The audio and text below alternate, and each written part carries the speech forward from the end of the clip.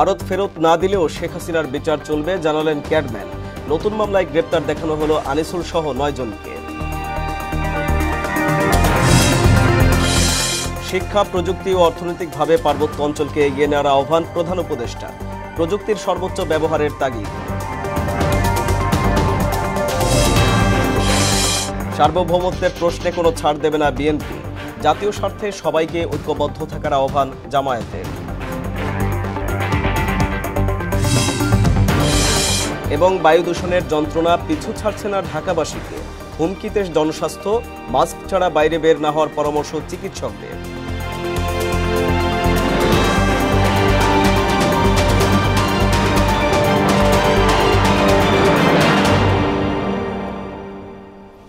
আসসালামু আলাইকুম, সবাইকে মোহনা সংবাদে স্বাগত। শুনছিলেন শিরোনাম, সঙ্গে আছি আমি আরিফুল ইসলাম। এবার পুরো খবর। ভারত শেখ হাসিনাকে ফেরত না পাঠালেও বিচার চলতে কোনো বাধা নেই বলে জানিয়েছেন আন্তর্জাতিক অপরাধ আইন বিশেষজ্ঞ টবি ক্যাডম্যান। চিফ প্রসিকিউটর ও তদন্ত সংস্থার কর্মকর্তাদের সঙ্গে বৈঠক শেষে তিনি কথা বলেন। ক্যাডম্যান জানান, আন্তর্জাতিক মানদণ্ড বজায় রেখেই জুলাই আগস্ট গণহত্যার বিচার চলছে। বিস্তারিত কাজী পাপ্পুর ডেস্ক রিপোর্টে। আন্তর্জাতিক অপরাধ আদালত আইসিসিতে যুদ্ধাপরাধ ও মানবতা বিরোধী অপরাধের অনেক মামলা পরিচালনার অভিজ্ঞতা রয়েছে টবি ক্যাডম্যানের, যে কারণে 2010 সালে মানবতা বিরোধী অপরাধের সাজাপ্রাপ্ত জামায়াত নেতাদের আইনজীবী হিসেবে নিয়োগ পেয়েছিলেন তিনি। কিন্তু তখন তাকে বাংলাদেশে ঢুকতেই দেয়নি আওয়ামী লীগ সরকার। ভাগ্যের কি নির্মম পরিহাস, সেই ক্যাডম্যানই এখন এসেছেন আওয়ামী লীগ সরকারের এমপি মন্ত্রীদের বিচার কাজে, তাও আবার আন্তর্জাতিক অপরাধ ট্রাইব্যুনালের চিফ প্রসিকিউটরের বিশেষ উপদেষ্টা হিসেবে। বুধবার সকালে আন্তর্জাতিক ট্রাইব্যুনালে এসেই বৈঠকে বসেন প্রসিকিউশন ও তদন্ত কর্মকর্তাদের সঙ্গে। পরে গণমাধ্যমের মুখোমুখি হন এই ব্রিটিশ আইনজীবী।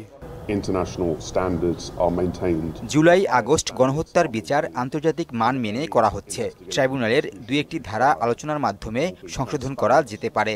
গণহত্যার বিচার নিয়ে আন্তর্জাতিক আদালতে যাওয়ার সুযোগ রয়েছে। শেখ হাসিনাকে নিয়ে এক প্রশ্নের জবাবে তিনি বলেন, ভারত একটি গণতান্ত্রিক রাষ্ট্র, তারা নিশ্চয়ই বাংলাদেশের বিচার ব্যবস্থার প্রতি সম্মান জানিয়ে জুলাই গণহত্যার প্রধান আসামি শেখ হাসিনাকে ফেরত পাঠাবে। ভারত যেহেতু একটি গণতান্ত্রিক রাষ্ট্র, আশা করি তারা বাংলাদেশের রুল অফ লর প্রতি শ্রদ্ধা দেখাবে।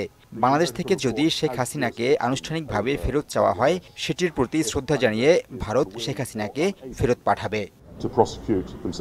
তার মতে বিশ্বের বিভিন্ন দেশে মৃত্যুদণ্ড নিয়ে প্রশ্ন থাকলেও বাংলাদেশে আইন অনুযায়ী সব হবে। বাংলাদেশের বাস্তবতাটা আলাদা, এই বিষয়টা ওইসব দেশকে বুঝতে হবে। আদালত ঠিক করবেন মৃত্যুদণ্ড দেওয়া হবে কি হবে না। আসামি পক্ষ চাইলে বিদেশি এমন উপদেষ্টা নিয়োগ দিতে পারবে বলে জানান চিফ প্রসিকিউটর তাজুল ইসলাম। ডিফেন্সের পক্ষ থেকেও তারা যদি এই ধরনের কনসালটেন্ট নিয়োগ করতে চান, তাদের পক্ষে অ্যাডভাইস গ্রহণ করার জন্য সেটাও তারা করতে পারবেন, কিন্তু তারা কোর্ট রুমে লয়ার হিসাবে সরাসরি করতে হলে বার কাউন্সিলের পারমিশন ছাড়া করতে পারবেন না। বর্তমানে ট্রাইব্যুনালে আওয়ামী লীগের এমপি মন্ত্রী সহ কয়েকজনের বিচার চলছে। কাজী পাপ্পু, মোহনা সংবাদ, ঢাকা। সাবেক আইনমন্ত্রী আনিসুল হক ও সাবেক বিমানমন্ত্রী ফারুক খান সহ 9 জনকে আলাদা মামলায় গ্রেপ্তার দেখানো হয়েছে। বুধবার ঢাকার মেট্রোপলিটন ম্যাজিস্ট্রেট শরীফুর রহমানের আদালত আলাদা মামলায় গ্রেপ্তার দেখানোর এই আদেশ দেন। তবে অসুস্থতার কারণে আদালতে আনা হয়নি আলহাজ কামাল আহমেদ মজুমদার ও হাসানুল হক ইনুকে। কাজী পাপ্পুর আরও একটি রিপোর্ট। বনানী থানার হত্যা চেষ্টা মামলায় সিএমএম কোর্টে হাজির করা হয় শাহজাহান ওমরকে। পরে তাকে গ্রেফতার দেখানোর আবেদন মঞ্জুর করেন আদালত। এ সময় এজলাসে তাকে নিয়ে নানা কটূক্তি করেন আইনজীবীরা। ছাত্র আন্দোলনে হত্যাকাণ্ডের নির্দেশদাতা হিসেবে শাহজাহান ওমরের ভূমিকা তুলে ধরেন রাষ্ট্রপক্ষের আইনজীবী। রাজনৈতিক বেঈমান একটা হলো ব্যারিস্টার শাহজাহান ওমর, স্বৈরাচার ফ্যাসিস্ট হাসিনার সঙ্গে হাত মিলিয়েছে। হাত মিলিয়ে ওদের সংসারটা সুখের হয় নাই। বৈষম্যবিরোধী ছাত্র আন্দোলনের সময় এই হত্যা চেষ্টা করা হয়েছিল। ওই মামলা তাকে উপস্থাপন করে তাকে এই মামলায় যেহেতু শাহজাহান নামে আসামি, তাকে এই মামলায় গ্রেপ্তার দেখানো হয়। হত্যা মামলার আসামি থাকার পরেও অনেকে এখনো অবাধে ঘুরে বেড়াচ্ছে। কেন তাদের গ্রেফতার করা হচ্ছে না সে বিষয়ে জানতে চাওয়া হয় রাষ্ট্রপক্ষের আইনজীবীর কাছে।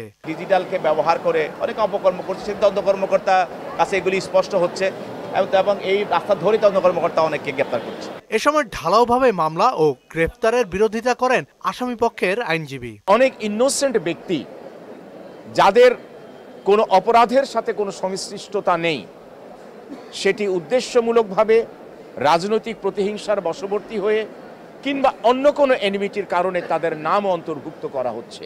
এদিন আদালতে হাজির করা হয় সাবেক আইনমন্ত্রী আনিসুল হক, সাবেক বেসামরিক বিমান পরিবহন ও পর্যটন মন্ত্রী ফারুক খান, তৃণমূল বিএনপির চেয়ারম্যান শমশের মবিন চৌধুরী, পুলিশের সাবেক আইজিপি চৌধুরী আব্দুল্লাহ আল মামুন, এনটিএমসির সাবেক মহাপরিচালক ও সাবেক সেনা কর্মকর্তা জিয়াউল আহসান, জাতীয় পার্টির প্রেসিডিয়াম সদস্য গোলাম কিবরিয়া টিটু, সাবেক সিনিয়র সচিব মহিবুল হক এবং বাংলাদেশ পিপলস পার্টির চেয়ারম্যান বাবুল সরদার চাখারিকে। কাজী পাপ্পু, মোহনা সংবাদ, ঢাকা। 10 ট্রাক অস্ত্র মামলায় হাইকোর্টে খালাস চাইলেন সাবেক স্বরাষ্ট্র প্রতিমন্ত্রী লুৎফুজ্জামান বাবর। বুধবার দুপুরে তার পক্ষে যুক্তিতর্ক উপস্থাপন শেষে আদালতকে তার আইনজীবী বলেন, রাজনৈতিক কালার দিতে 10 ট্রাক অস্ত্র মামলায় যাকে ইচ্ছা তাকে আসামি করা হয়েছে।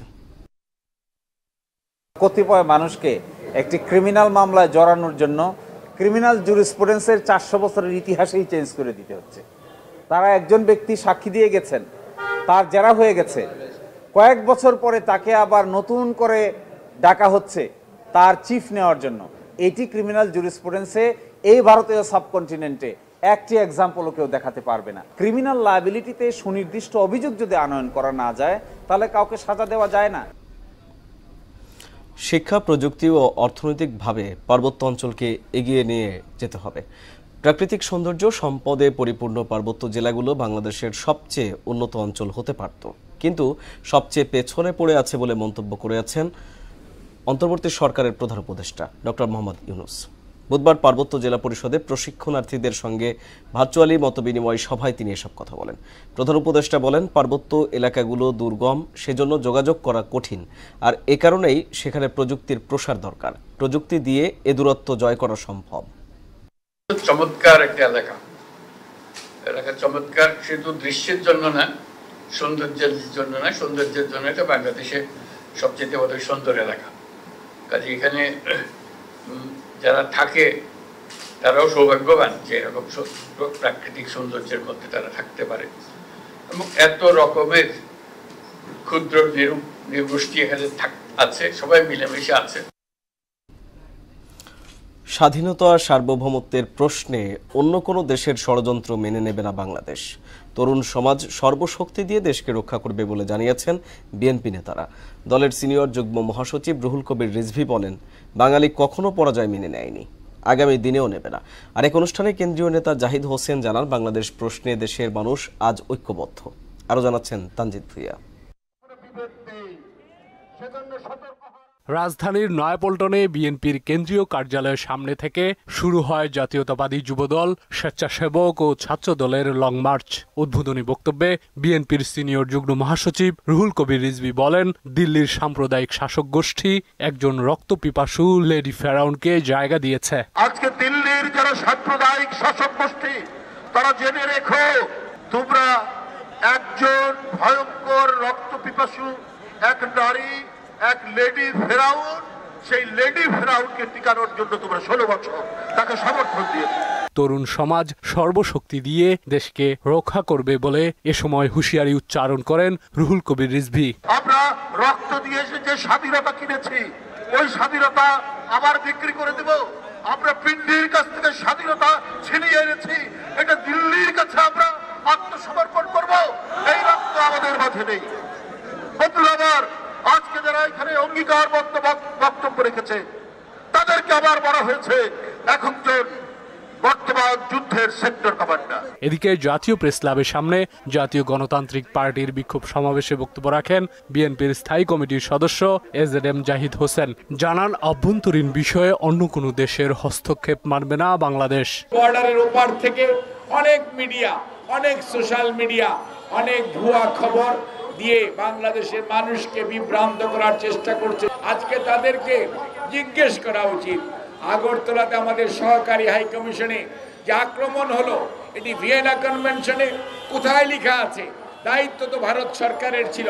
তারা সেই দায়িত্ব পালন করতে পারে নাই, তারা ব্যর্থ হয়েছে।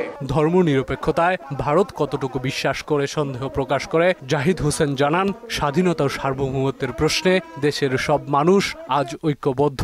বাংলাদেশের অখণ্ডতা এবং সার্বভৌমত্বকে ছিনিয়ে নেওয়ার ষড়যন্ত্র যে কর্নার থেকে হোক না কেন তা রুখে দেওয়ার জন্য আজকে জাতীয় ঐক্যবদ্ধ, এবং আমরা মনে করি বাংলাদেশের মানুষের আজকের ইস্পাত কঠিন ঐক্যই বাংলাদেশের সার্বভৌমত্বের মূর্ত প্রতীক। তানজিদ ভুইয়া, মোহনা সংবাদ, ঢাকা। ফ্যাসিস্ট ও ষড়যন্ত্রকারীদের চোখ রাঙানি দেশের মানুষ পরোয়া করে না বলে জানিয়েছেন বাংলাদেশ জামায়াতে ইসলামীর আমির ডাক্তার শফিকুর রহমান। তিনি বলেন, দেশ যখন ইতিবাচক ধারায় ফিরতে শুরু করেছে তখন ফ্যাসিস্টরা দেশকে অশান্ত করার চেষ্টা করছে। বুধবার রাজধানীর মগবাজারে আল ফালাহ মিলনায়তনে কেন্দ্রীয় মজলিস শোবার অধিবেশনে তিনি এসব কথা বলেন। জাতীয় স্বার্থের জায়গায় সবাইকে ঐক্যবদ্ধ থাকার আহ্বান জানিয়ে ডাক্তার শফিকুর রহমান বলেন, ছাত্র জনতার ত্যাগের বিনিময়ে নতুন বাংলাদেশের জন্ম হয়েছে। তাদের ত্যাগের মর্যাদা দিতে সকলকে ঐক্যবদ্ধ থাকতে হবে। দলের অসংখ্য নেতাকর্মীকে ঠান্ডা মাথায় খুন করা হয়েছে। 2006 সালের 28 অক্টোবর লগিবইটার তাণ্ডব দিয়ে সেই হত্যাকাণ্ড শুরু হয়েছিল, আর 2024 সালের 5 আগস্ট পর্যন্ত সেই হত্যা এবং ধ্বংসলীলা বাংলাদেশের জনগণ এবং বিশ্ববাসী প্রত্যক্ষ করেছে। দেশপ্রেমিক সকল শক্তির প্রতি উদাত্ত আহ্বান জানাবো, জাতীয় স্বার্থের জায়গায় আমরা যেন কখনো বিভক্তিতে। ভারতীয় আগ্রাসন ও বাংলাদেশ বিরোধী অপপ্রচারের প্রতিবাদে রাজপথে নেমেছেন অবসরপ্রাপ্ত পুলিশ সদস্যরা। বাংলাদেশকে অস্থিতিশীল করতে ভারত সব ধরনের চেষ্টা চালিয়ে যাচ্ছে বলেও অভিযোগ করেছেন তারা। সেই সঙ্গে শেখ হাসিনাকে দ্রুত ফেরত পাঠানোর মাধ্যমে বন্ধুত্বপূর্ণ সম্পর্ক টিকিয়ে রাখতে ভারতের প্রতি অনুরোধ জানিয়েছেন অবসরপ্রাপ্ত পুলিশ সদস্যরা। বাংলাদেশ অবসরপ্রাপ্ত পুলিশ অফিসার্স কল্যাণ সমিতির উদ্যোগে আয়োজন করা হয় প্রতিবাদী পদযাত্রা, যা রাজধানীর রাজারবাগ পুলিশ লাইন্স থেকে শুরু হয়ে শান্তিনগর, কাকরাইল ও সেগুনবাগিচা হয়ে জাতীয় প্রেস ক্লাবে এসে শেষ হয়।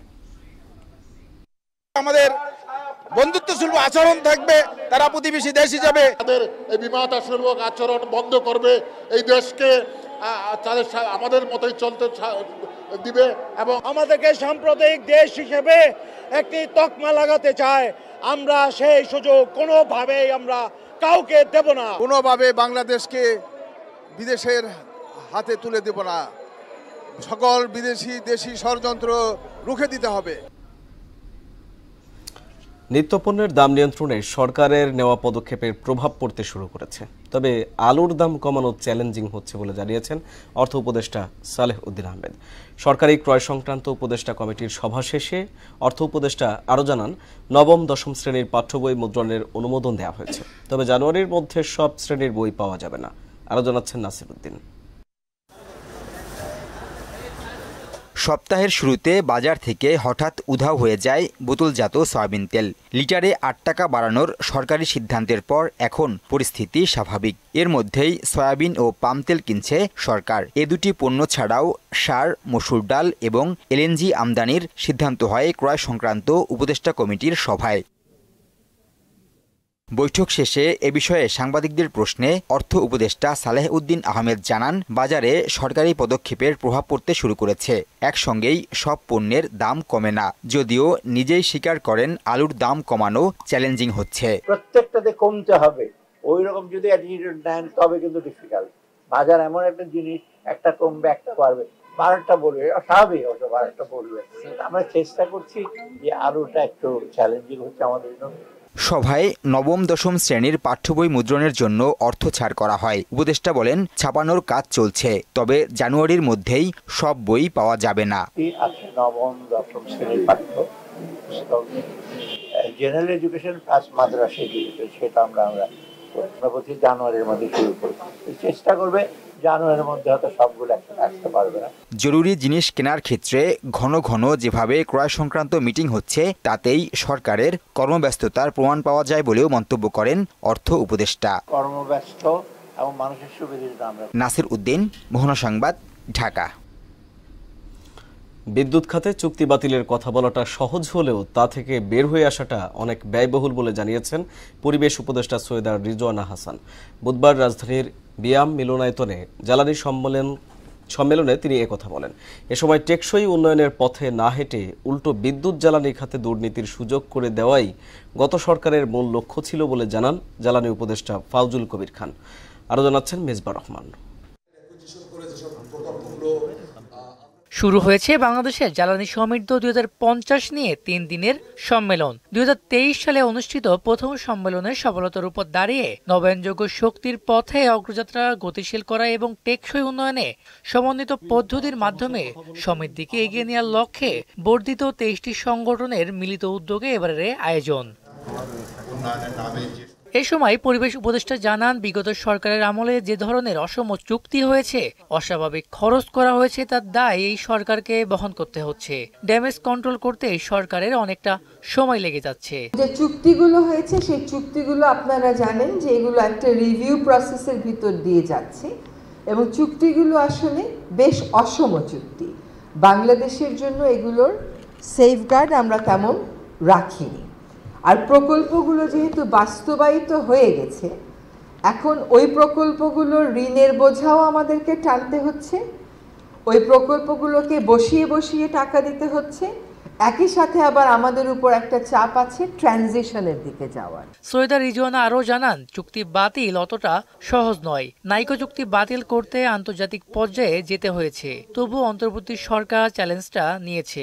আমরা নাইকো চুক্তির দিকে তাকাই, সেই নাইকো চুক্তির থেকে বের হয়ে আসতে এই দেশকে একদম আন্তর্জাতিক প্ল্যাটফর্ম পর্যন্ত যেতে হয়েছে এবং এগুলো বের হয়ে আসার প্রক্রিয়াও কিন্তু অনেক বেশি ব্যয়বহুল।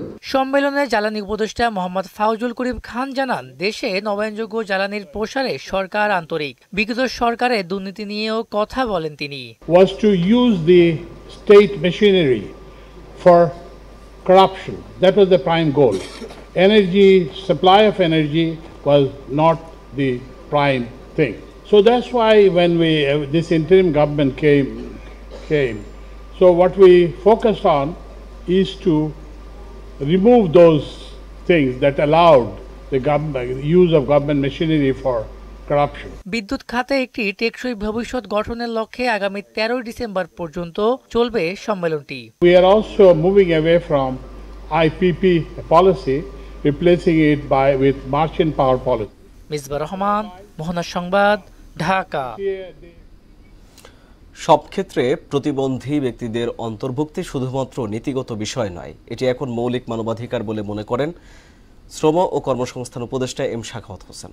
যোগ্যতার বিচারে সমাজের সবার সম অধিকার নিশ্চিত করার তাগিদ দেন তিনি। বুধবার রাজধানীর বিআইসিসিতে প্রতিবন্ধী ব্যক্তিদের ক্ষমতায়ন শীর্ষক কনফারেন্সে এসব বিষয়ে উঠে আসে। শামীমুজ্জামান চৌধুরীর প্রতিবেদন। রাজধানীর আগারগাঁয়ে বঙ্গবন্ধু আন্তর্জাতিক সম্মেলন কেন্দ্রে প্রতিবন্ধী ব্যক্তিদের অন্তর্ভুক্তি ও ক্ষমতায়নের প্রসারে বাংলাদেশ বিজনেস অ্যান্ড ডিসেবিলিটি শীর্ষক সম্মেলনের আয়োজন করে ব্র্যাক ব্যাংক। কর্মসংস্থান বৃদ্ধিতে প্রতিবন্ধী ব্যক্তিদের আরও সুযোগ তৈরির পাশাপাশি চাকুরিতে যোগ্যতার মাপকাঠিতে সবার সঙ্গে তুলনা না করে আলাদা দৃষ্টিকোণ থেকে বিবেচনা করার দাবি জানানো হয় সম্মেলনে। ব্র্যাক ব্যাংক যেন কমপক্ষে 50% এসএমইদের সাথে থাকে, 50% ব্যবসায়ী জন এসএমইদের সাথে করে, সেটার মটো নিয়ে আমরা জানি শো করেছি। প্রতিবন্ধীদেরকে এখানে ইনক্লুসিভ করার জন্য যে প্রসেসগুলি রয়েছে, যে ধাপগুলি রয়েছে, সেটা অনেক ক্ষেত্রে অপূর্ণ থেকে যায়। সরকারি বেসরকারি সব জায়গাতে আমরা যেন সেই সুযোগটা পাই। আজকে একটা মিলন মেলা হচ্ছে এবং সেখানে অভিজ্ঞতা শেয়ার করা হচ্ছে। শারীরিক সক্ষম বা অক্ষম ব্যক্তিরা যেন সমাজে তাদের পূর্ণ সম্ভাবনা বিকাশের সুযোগ পায়, সেদিকে নজর রাখার তাগিদ দেন শ্রম ও কর্মসংস্থান উপদেষ্টা।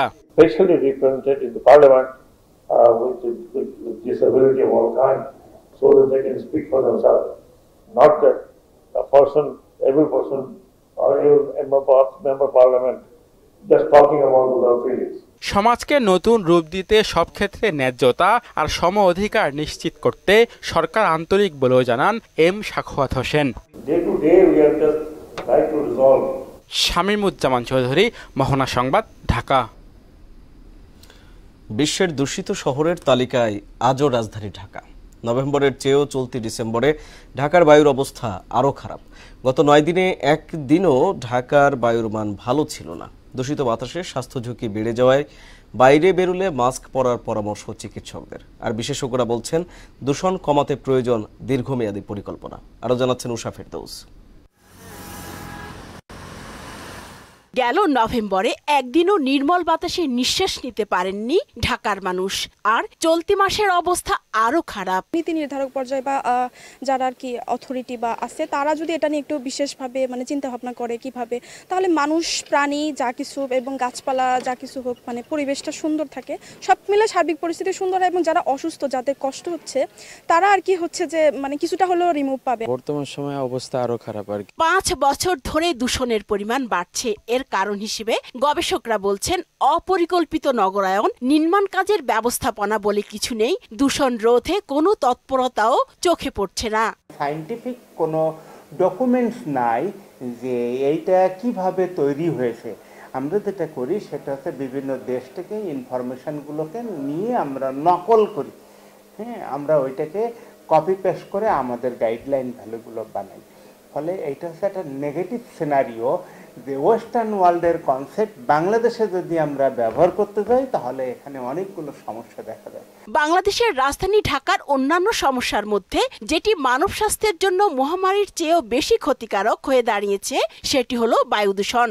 পার্সন ওয়াইজ যেটা একটা মাস্ক পরতে পারি, একটা মাস্ক পরে করতে পারি, আর যদি শিল্পায়নের ক্ষেত্রে কোনো নীতিমালা করে দেয়। বুধবার সকালে ঢাকার বায়ুর মান খুবই অস্বাস্থ্যকর। বিশ্বের মোট 126টি শহরের মধ্যে বায়ু দূষণের দিক থেকে দ্বিতীয় অবস্থানে রয়েছে ঢাকা। উষা ফেরদৌস, মোহনা সংবাদ, ঢাকা। বিজয়ের মাস ডিসেম্বর প্রসঙ্গ।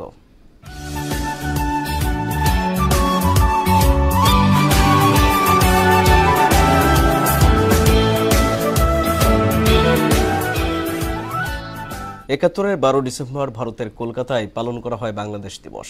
অন্যদিকে রাওয়ালপিন্ডিতে পাকিস্তানের প্রধানমন্ত্রী নুরুল আমিন বলেন, ভারতকে অবশ্যই পাকিস্তান ছাড়তে হবে, কোনো শক্তি নেই যা পাকিস্তানকে ধ্বংস করতে পারে। একাত্তরের এই দিনের খণ্ডচিত্র জানাচ্ছেন ইশতিয়াক হোসেন।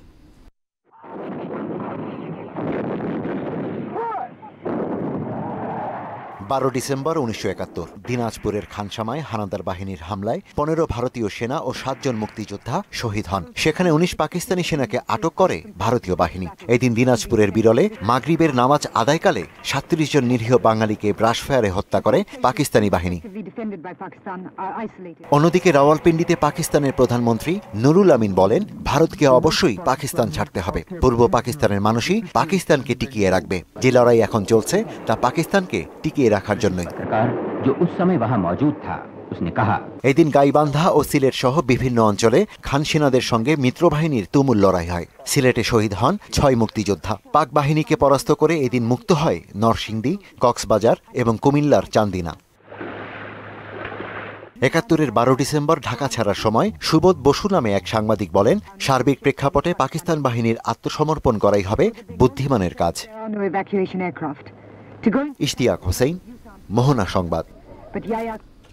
এদেশে আর কখনো জুলুম, নির্যাতন, হত্যা, সন্ত্রাস, নৈরাজ্য ও চাঁদাবাজি বরদাস্ত করা হবে না। রাজনীতি করতে হলে জনগণের সেবক হতে হবে বলে জানিয়েছেন জামায়াতে ইসলামের ঢাকা মহানগরী উত্তরের আমির মোহাম্মদ সেলিম উদ্দিন। বুধবার রাজধানীর দক্ষিণখান এলাকায় ন্যায্য মূল্যের বাজার উদ্বোধনের সময় তিনি ছাত্র জনতার বিপ্লবের চেতনায় উদ্বুদ্ধ হয়ে সুখী, সমৃদ্ধ ও বৈষম্যহীন দেশ গড়তে দলমত নির্বিশেষে সবাইকে ঐক্যবদ্ধ হওয়ার আহ্বান জানান। জামায়াত ইসলামের পক্ষ থেকে 40 থেকে 50% টাকা জনগণের কল্যাণে 12 মাস বিনিয়োগ করে থাকে। এই দেশে আর কোন চাঁদাবাজি চলবে না, এই দেশে সন্ত্রাস আর চলবে না। এই দেশে রাজনীতি করতে হলে সেবক হয়ে রাজনীতি করতে হবে। এদেশে রাজনীতি করতে হলে জনগণকে কিছু দিতে হবে। আগামী দিনের বাংলাদেশের চাবিকাঠি এই রাজনৈতিক দলের হাতে আসলে ইনশাআল্লাহ জাতি মুক্তি পাবে। শুধু সেচ মৌসুমেই দেশে বিদ্যুতের চাহিদা প্রায় 18,000 মেগাওয়াট। এই পরিমাণ বিদ্যুৎ উৎপাদনে দরকার হয় 176 কোটি ঘনফুট গ্যাস। 1,54,950 টন ফার্নেস এবং 15,600 টন ডিজেল। আর বিশাল পরিমাণ এ ব্যয় সংকোচনে সৌরসেচের বিকল্প দেখছেন না বিশেষজ্ঞরা। বুধবার দুপুরে রাজধানীর একটি হোটেলে AIUBর সেমিনারে এসব তথ্য জানানো হয়। বিশ্ব ব্যাংকের অর্থায়নের প্রযুক্তিগত প্রণোদনার মাধ্যমে সৌরসেচের প্রসারে একটি সমন্বিত গবেষণা প্রকল্প বাস্তবায়নে উদ্যোগী হয়েছে এশিয়ান ডিজাস্টার প্রিপারেডনেস সেন্টার এবং ডারহাম ইউনিভার্সিটি। দেশের বাইরের খবর। ইসরায়েলি বিমান হামলার পর এবার সিরিয়ার উত্তরাঞ্চলে বিমান হামলা চালিয়েছে তুরস্ক। এতে দেশটির উত্তর ও পূর্বের অনেক এলাকায় বিদ্যুৎ সংযোগ বিচ্ছিন্ন হয়ে গেছে। এদিকে সিরিয়ায় সন্ত্রাসী তৎপরতা প্রতিরোধে একটি নিয়ন্ত্রিত অঞ্চল গঠনের কথা জানিয়েছে ইসরায়েল প্রতিরক্ষা মন্ত্রী ইসরায়েল ক্যাটস। অন্যদিকে সিরিয়ায় শান্তি স্থিতিশীলতার ডাক দিয়েছেন দেশটির অন্তর্বর্তী সরকারের প্রধানমন্ত্রী মোহাম্মদ আল বশির। কাজী শাহরিনের ডেস্ক রিপোর্ট।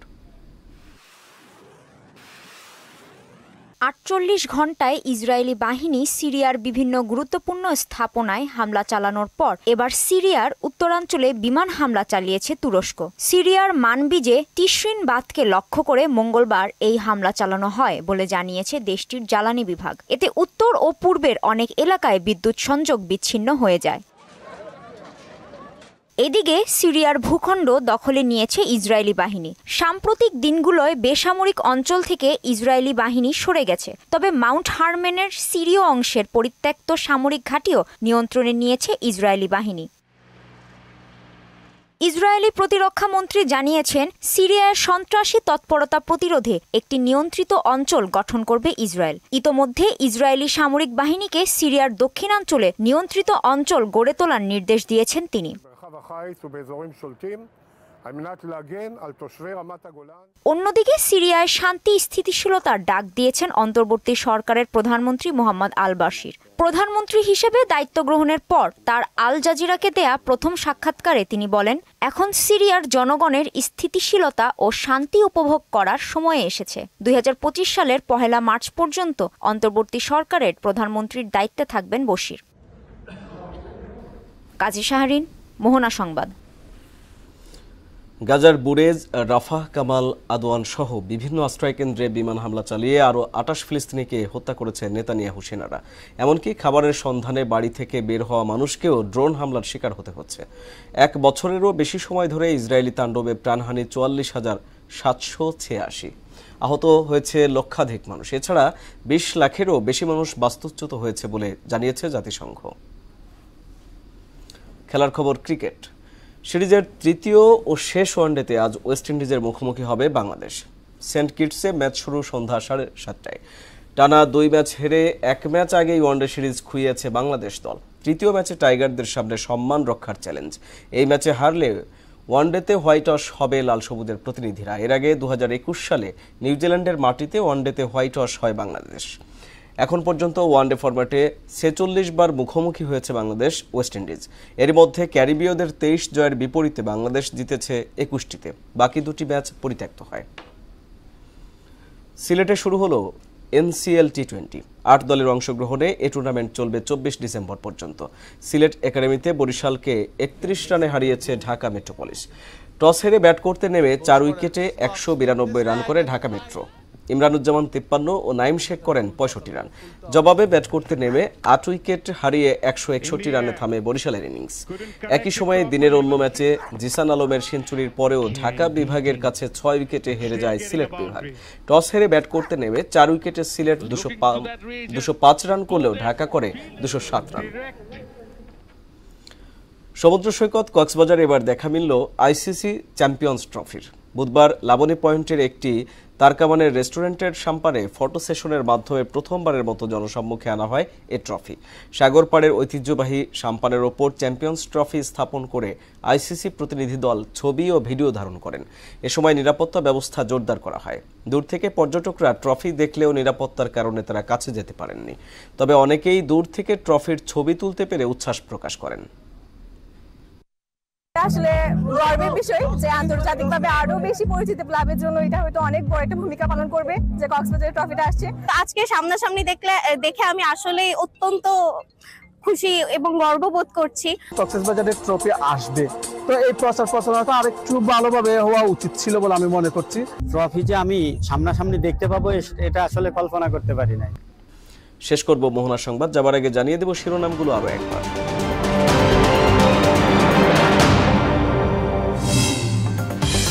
ভারত ফেরত না দিলেও শেখ হাসিনার বিচার চলবে, জানালেন ক্যাটম্যান। নতুন মামলায় গ্রেপ্তার দেখানো হলো আনিসুল সহ 9 জনকে। শিক্ষা, প্রযুক্তি ও অর্থনৈতিকভাবে পার্বত্য অঞ্চলকে এগিয়ে নেওয়ার আহ্বান প্রধান উপদেষ্টার, প্রযুক্তির সর্বোচ্চ ব্যবহারের তাগিদ। সার্বভৌমত্বের প্রশ্নে কোনো ছাড় দেবে না বিএনপি, জাতীয় স্বার্থে সবাইকে ঐক্যবদ্ধ থাকার আহ্বান জামায়াতের।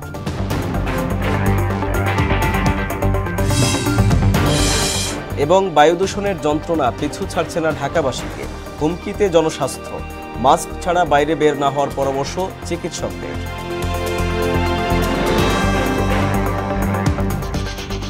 এই ছিল মোহনার সংবাদে। মোহনার সবশেষ খবর জানতে ভিজিট করুন www.mohana.tv। সংবাদ দেখতে পারেন ফেসবুক, ইউটিউবেও।